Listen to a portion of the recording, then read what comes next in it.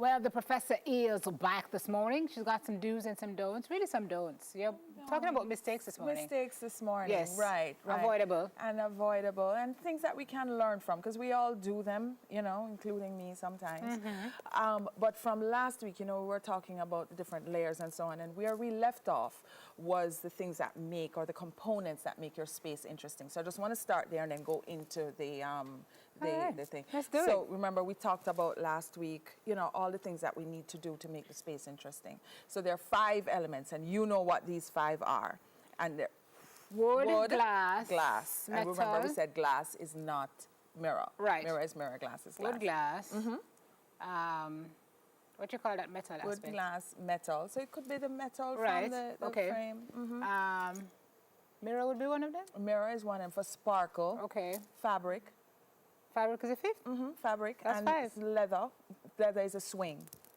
That's a texture, That's right? a texture. Okay. Exactly. All right. And those are the big 5. So you have to incorporate those, at least one, in your space to make it interesting. Right? So now we go to our decorating do's and our decorating don'ts. Yes, ma'am. And we have some slides to punctuate the points. So let's do it. Okay. So first thing, there we go. I want us to leave up this slide for a minute, because you see this slide now? It just speaks to everything that could be wrong in a space. You understand? Can you identify some? Well, it's bland. It's very bland, so you need to inject some color. Right. All right? Okay. Go again. I don't know if it's well apportioned. No. To me. There you go.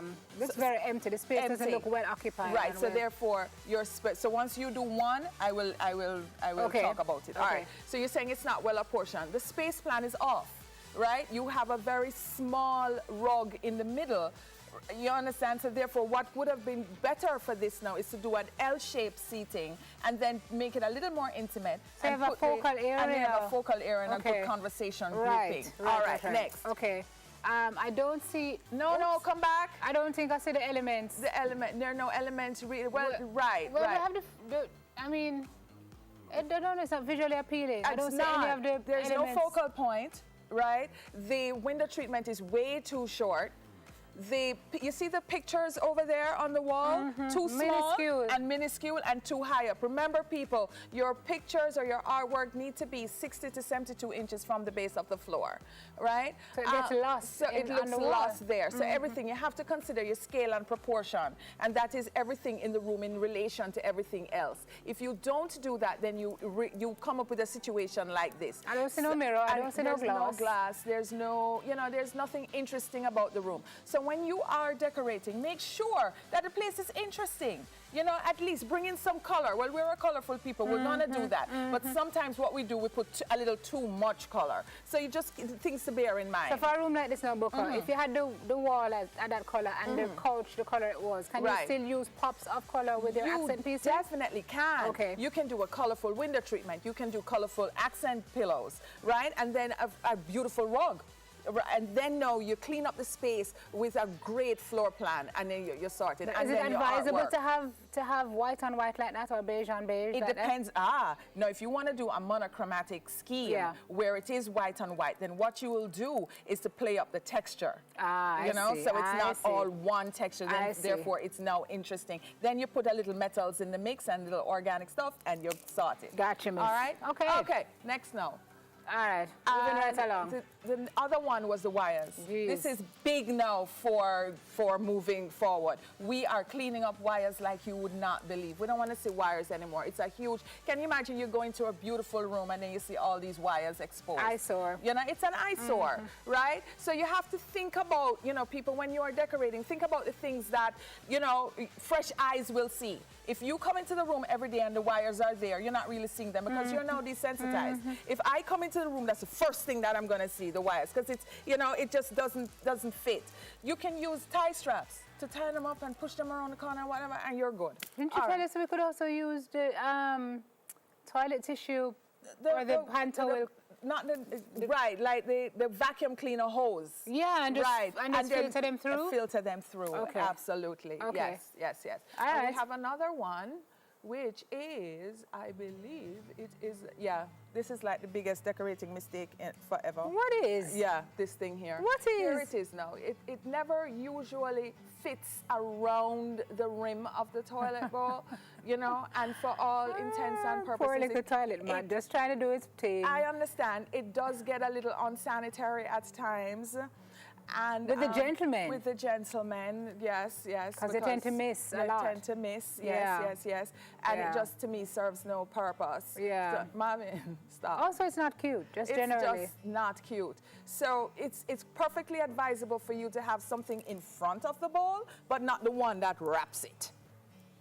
They're trying to kill this industry for the poor folks who thought of this wonderfully unique idea to make it wrap around the base of the bowl. 1962. Oh. Yeah. Oh. Yeah. We don't need it anymore. Whoa. Okay. It's quite fine. You can always cut it. It's hard. Even if you cut it, it's not going to fray. It'll be just fine. Cut that one? Yeah, man. Just cut off the legs, the ones that go up so. And just make it and just flat make it flat and curl across, and you're good. Okay. You're good. You're good. Okay. All right. Have another one. Oh my gosh. Sorry, folks. All of you who have that math book, I said you must throw them out. Oh, whoa. Oh, I just don't know where to start. I have no words. Is there plastic over that book? It's plastic. It's plastic. All right, people.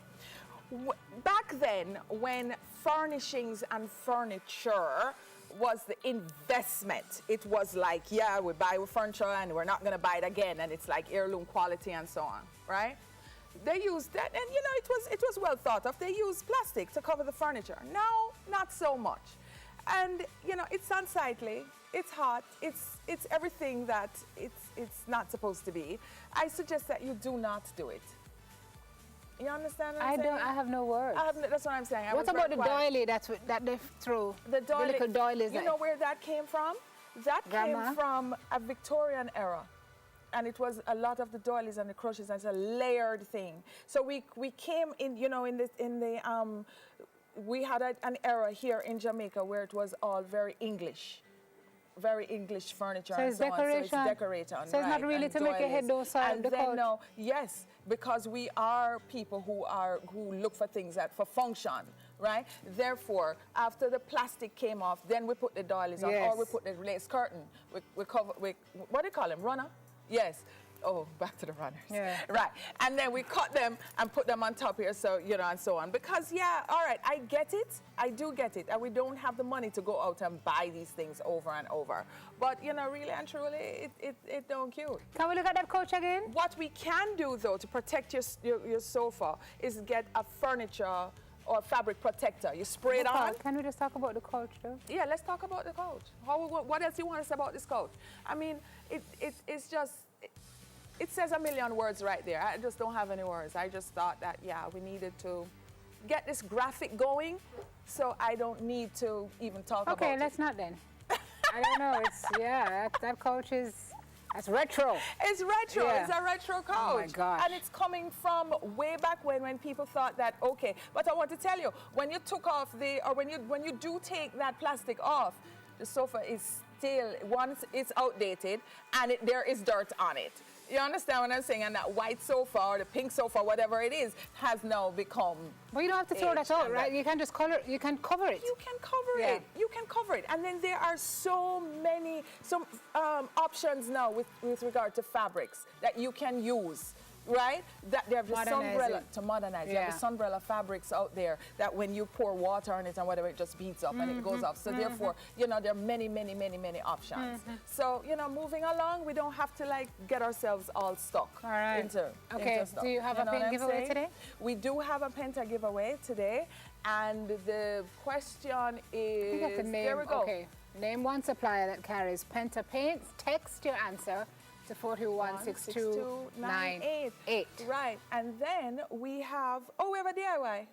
Oh, we don't have no more time. We've had a DIY, we'll go over there a long time. Bring it back next week, please. See here. Bring it back next week. We made these. Can you see it? We want to learn how to do that. Bring it back next week. Yeah, it's a moss ball. Find Booker on the waterfront, guys. That's where her store is, on Ocean Boulevard. Or you can call her at 4216298. Okay.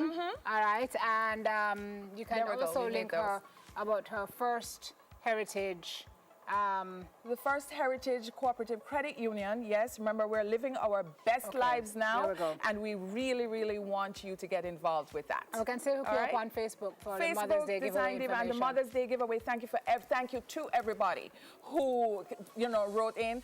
We will be announcing the winner really, really soon. All right. All right. Thank you, Mama. Appreciate it. Thank you. Not a problem. Creative Director of the Karen Booker Design Group, Karen Booker.